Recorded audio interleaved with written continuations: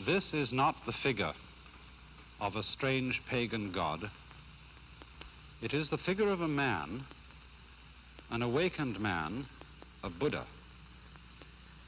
And I expect you may have wondered why almost all figures of Buddha or of many other Eastern sages that you see are seated like this. This figure of Buddha is in the posture of meditation, and the way in which he is seated and the whole cast of his features and of his expression symbolize a certain attitude to life, a certain way of looking things, which in Indian and Chinese philosophy is considered essential to sanity. Perhaps I can give you some idea of the meaning of this attitude by demonstrating it with a Chinese character, a word which represents this whole attitude to life. Most of you probably know that Chinese characters are originally picture writing. And in this particular character, this half of the character is said originally to have represented some water bird, perhaps a stork or a heron. And this other part of the character is, first of all, a sign meaning the human eye. And then you put legs on it, the activity of the eye, and that means seeing. And the whole character is pronounced guan. And it means a certain kind of observation, a certain way of looking at things which might be typified by the image of a heron standing at the edge of the water, as in this painting, which is by the great Japanese artist Kano Motonobu.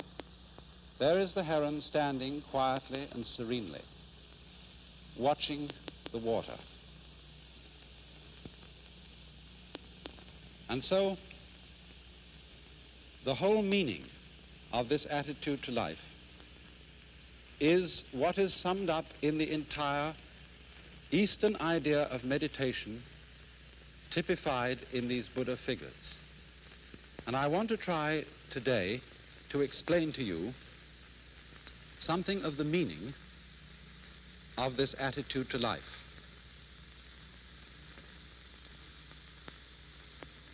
For fundamentally,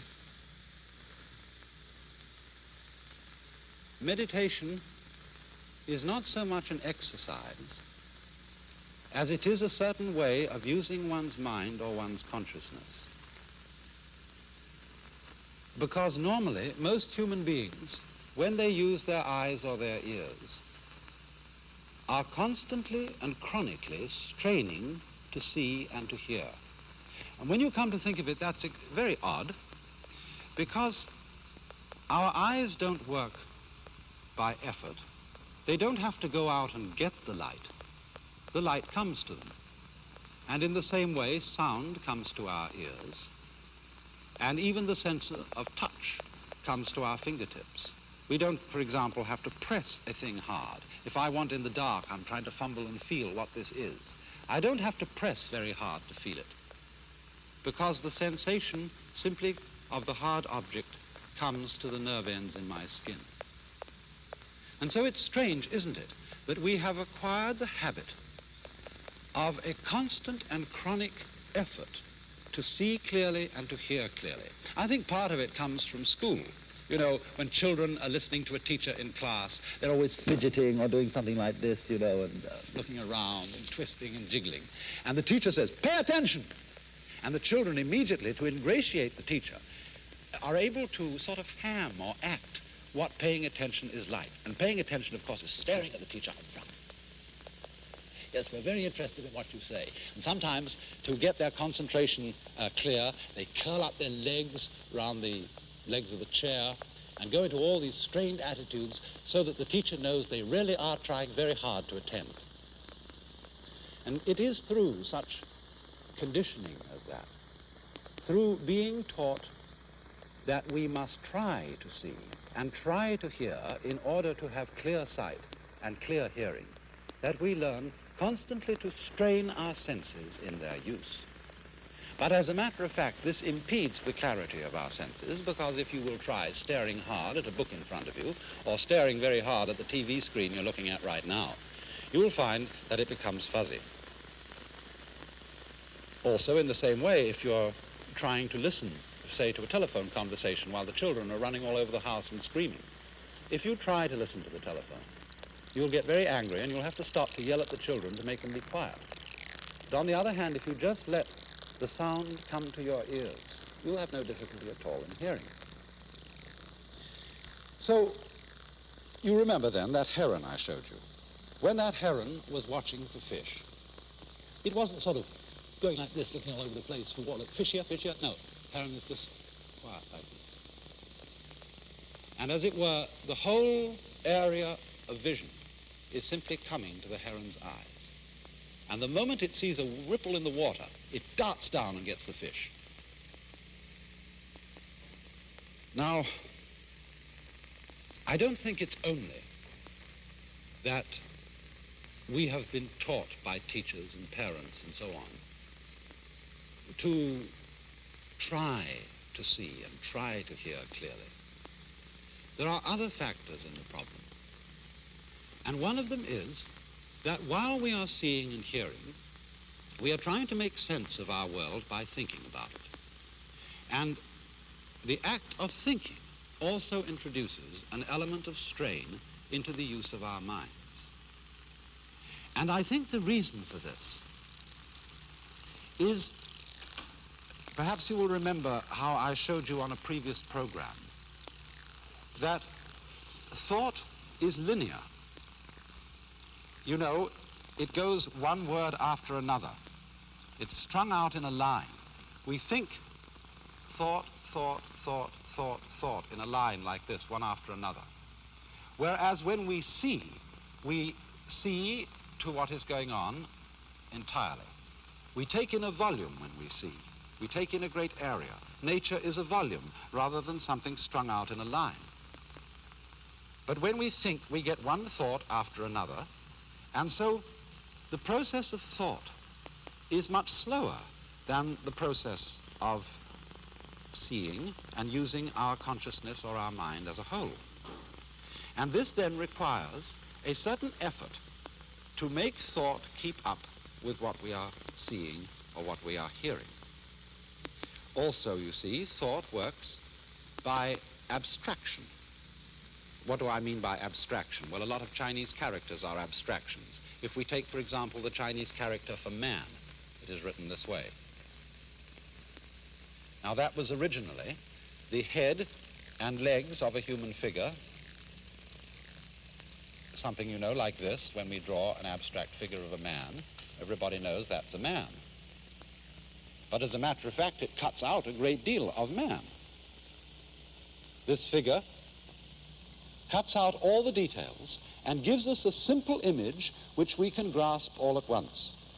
And we have to do that in order to think, so that we can use a series of very simple images or grasps of the world, and these are abstractions. And it is fundamentally in terms of abstractions that we think. Now, thought, as I said, is slower because it goes in a line, thought after thought. And also thought is abstract.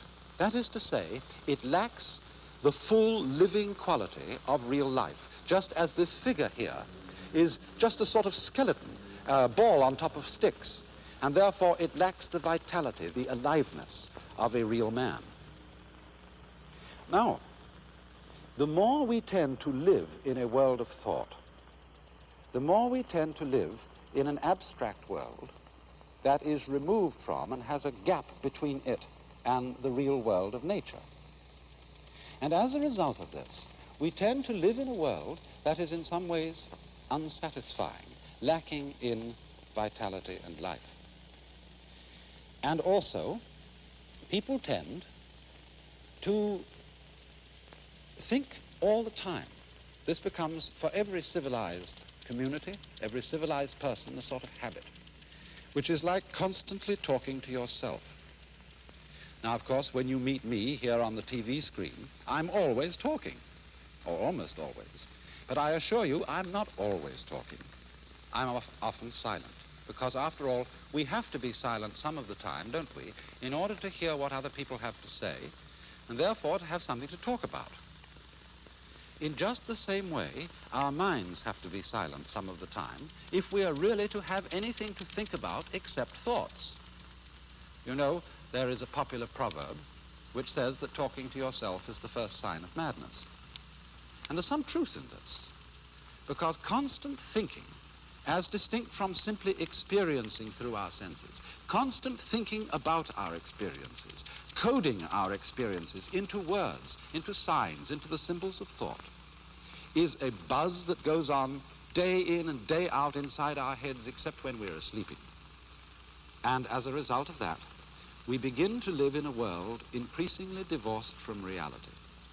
And that is why in those Oriental cultures in India and China and Japan, it has always been considered important for everybody to spend some of his time, by no means all of his time, but some of it, not thinking, but simply in the attitude which was represented by that Chinese character which I drew at the beginning, pronounced guan, or quiet observation. Remember this point, it's important. This is not saying that thinking is a disturbance, is a thing that human beings shouldn't do. On the contrary, it's a highly important acquisition of man. But thinking is of no real value to us unless we also can practice non-thinking, unless we can have our minds silent and make immediate contact with the real world as distinct from the world of pure abstraction. And so this leads to a very common practice in Asia, among Hindus, among Buddhists, among Taoists, called meditation. And I want to try and show you something about it. By sitting in the posture of meditation, which is commonly used, and is done approximately like this. One sits upon a firm cushion.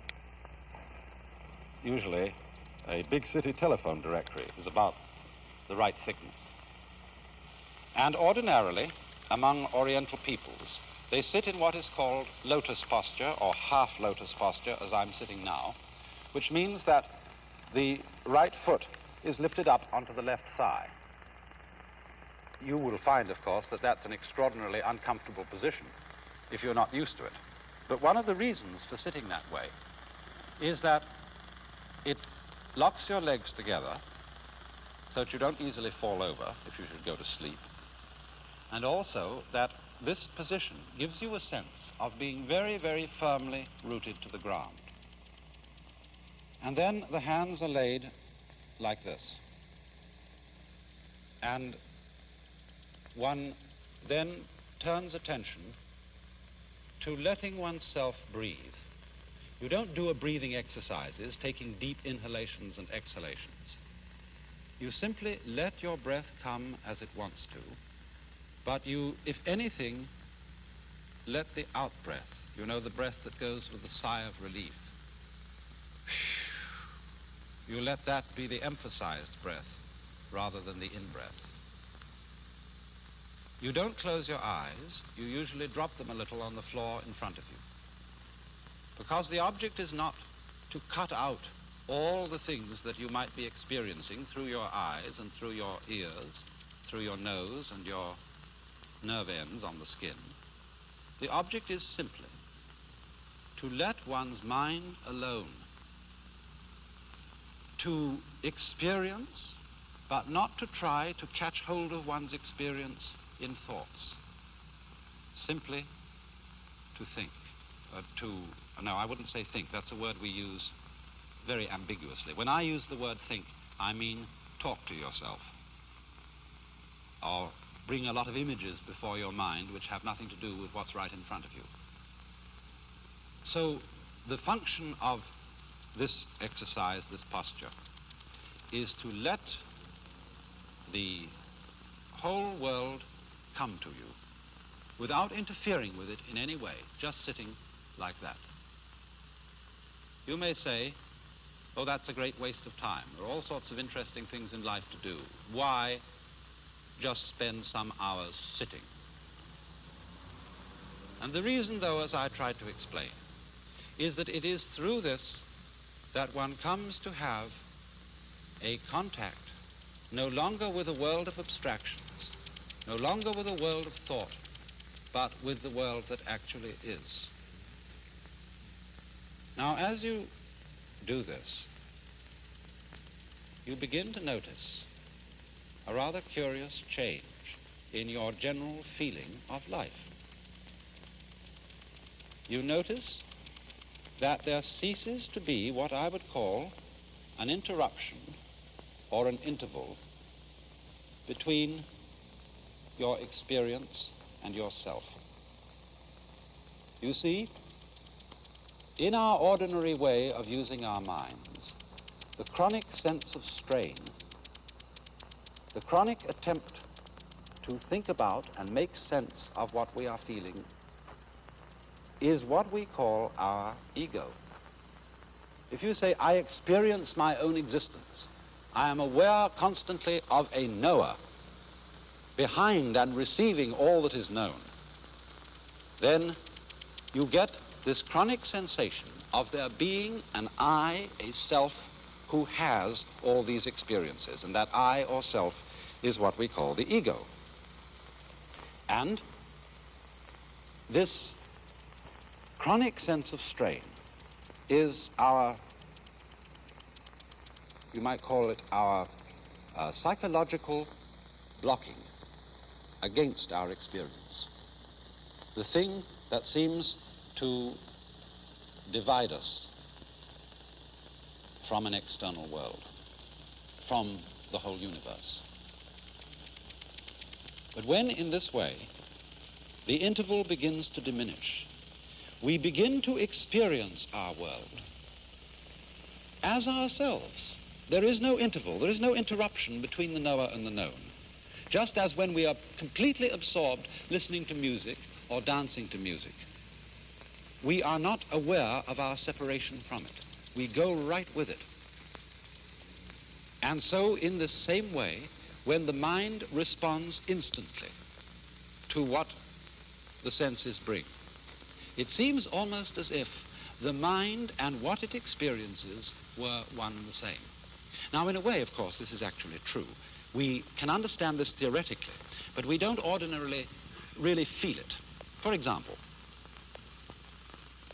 you know the old saying, if a tree falls in a forest with nobody listening to it, will there be any noise? Perhaps you know the limericks in which this problem is posed. There was a young man who said, God, I find it exceedingly odd that a tree, as a tree, simply ceases to be when there's no one around in the quad. And the answer was, young man, your astonishment's odd. I'm always around in the quad, so the tree, as a tree, never ceases to be since observed by yours faithfully, God. But this is a great philosophical puzzle for the Western world. Does what we know depend on there being a knower? Now, in a way, obviously, it does. Because when a tree falls in the forest, it certainly makes vibrations in the air. But those vibrations in the air do not become noise unless they vibrate an eardrum. So, in the same way, the light from the sun does not become light unless it falls on an eye, an eyeball. And two, we could say the external world is full of hard things. But nothing is hard except in relation to the soft surface of the human skin. Nothing is heavy except in relation to human muscles. So if there is not a human organism, the world does not appear to us at all as having any of the characteristics which we attach to an external world. In other words, we could say, the sun is light, but only because of eyes. Rocks are hard, but only because of soft fingers. Falling rocks are noisy, but only because of sensitive human ears. We cannot form any idea at all of what the world would be like without an observing mind. Even such things as duration, the span of time, depend upon the human mind to appreciate them. Space depends on a human mind to observe the world from a particular position and so know that there are things which are distant from it. Without this mind, there could not be any world that we could think about or conceive or imagine in any way whatsoever. And so this shows in a very clear way that our mind and the external world go together. They are inseparable differences. You remember in a recent program how I tried to illustrate the idea of inseparable differences by taking a coin or an object here like a cigar, which has two distinct ends, but you cannot separate those ends. This is very important. It's worth repeating because it's quite fundamental. If I would want to take one of these ends off and break the thing and throw it away, it would still have another end. There would still be two ends there. I could never get rid of the situation of it having two ends. So you see that although the two ends are different, there is just one object. And so in the same way, although there is a difference in a way between the knower and the known, between man and the world, nevertheless, these two go together, and they are fundamentally inseparable. And therefore, when our consciousness is responding instantly, without any interval or interruption, without any, shall we say, stopping to think about it, then we have a situation in which we are actually realizing, we are actually feeling the true physical relationship which exists between man and his environment. And this we could call the experience of oneness or unity with the universe, which is the function of meditation. Now,